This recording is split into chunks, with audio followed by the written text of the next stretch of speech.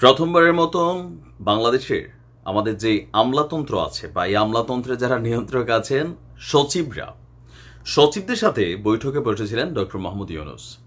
সেখানে marching order বা marching নির্দেশনা তিনি দিয়েছেন সচিবদেরকে। আসলে কে মার্চিং অর্ডার? তবে এটা মনে রাখেন, ডক্টর ইউনূস সাহেব এই মুহূর্তে যাই করছে আমাদের সারা বাংলাদেশের স্বার্থে করছে। বিশেষ করে গত 53 বছর বাংলাদেশের এই যে ধরেন দুর্নীতি বা বিভিন্ন সরকারি বেসরকারি প্রতিষ্ঠানে যে লুটপাট, এগুলোর মধ্যে কিন্তু প্রধান একটা ভূমিকা আমরা দেখছি যে প্রত্যেকটা সরকার ক্ষমতা বদলের পর সচিব থেকে শুরু করে বিভিন্ন প্রশাসনের সেক্টরের বড় বড় মানুষগুলাই কিন্তু কলমের খোঁচা দিয়া অনেক কাহিনী করে ফেলছে। তবে আবার সেই কাহিনী আস্তে ধীরে বন্ধ হতে যাচ্ছে।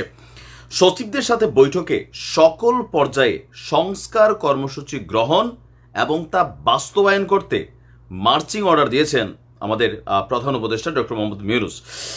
ছাত্র জনতার গণ অভ্যুত্থানে সৃষ্ট নতুন বাংলাদেশ নিয়ে সারা বিশ্বের যে আগ্রহ তৈরি হয়েছে, ইতিবাচক যে ধারণা তৈরি হয়েছে দেশের স্বার্থে, তা সর্বোত্তম কাজে লাগাতে সচিবদেরকে পরামর্শ এবং নির্দেশনা দিয়েছেন ডক্টর মোহাম্মদ ইউনূস।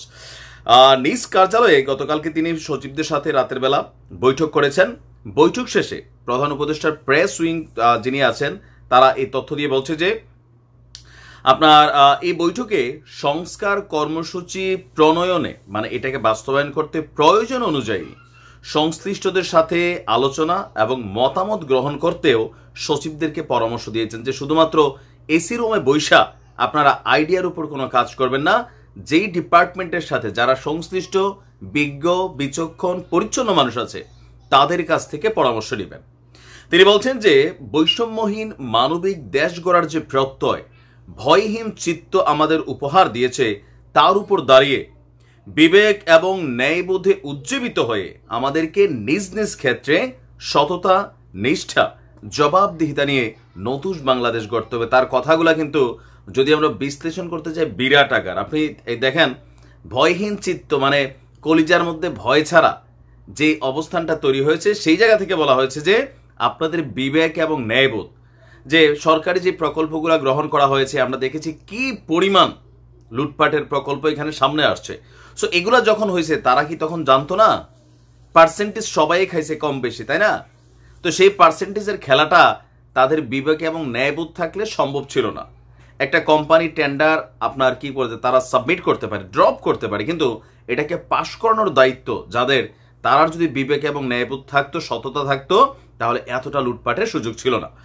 তো তিনি বলছেন যে দুর্নীতির মূলোৎপাটন করে সেবাকে সহজীকরণ মানে আরো সহজ পর্যায়ে করার জন্য জনগণের সর্বোচ্চ সন্তুষ্টি অর্জনের নির্দেশ দিয়েছেন ডক্টর মোহাম্মদ ইউনূস। এটাকে মার্চিং অর্ডার বলা হয়, যে দুর্নীতিটা আপনারা বন্ধ করেন, একবারে শেষ করে দিতে হবে দুর্নীতি।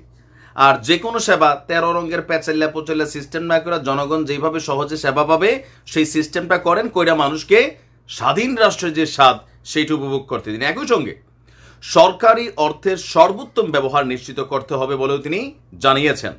তিনি বলেন সরকারি ক্রয়ে যথার্থ প্রতিযোগিতা নিশ্চিত করতে স্বচ্ছতা, জবাবদিহিতা নিশ্চিতে বিদ্যমান প্রতিবন্ধকতা সমূহ দূর করতে হবে। কারণ এখন হয় কি, অমুক মন্ত্রীর ফোন ছিল, তমকের লোক, তমকের আত্মীয় স্বজন, আরে না এটা পাশ করে দাও, চাওয়া যায় নাই, চাকরি ঠিক রাখতে হলে প্রমোশন চাইতে হলে।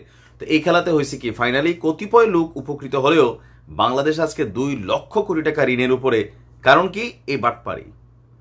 তো মার্চিং অর্ডারের মূল উদ্দেশ্য ছিল দুর্নীতি আর যে অস্বচ্ছতা, লুটপাট, এগুলাকে বন্ধ করতে পারে। এগুলোর জন্য সচিবদেরকে নির্দেশনা দেওয়া হয়েছে যে ডর ভয় ছাড়া রাষ্ট্রের স্বার্থে, দেশের স্বার্থে আপনারা কাজ করেন, এটা দরকার। ধন্যবাদ ডক্টর মোহাম্মদ ইউনূসকে।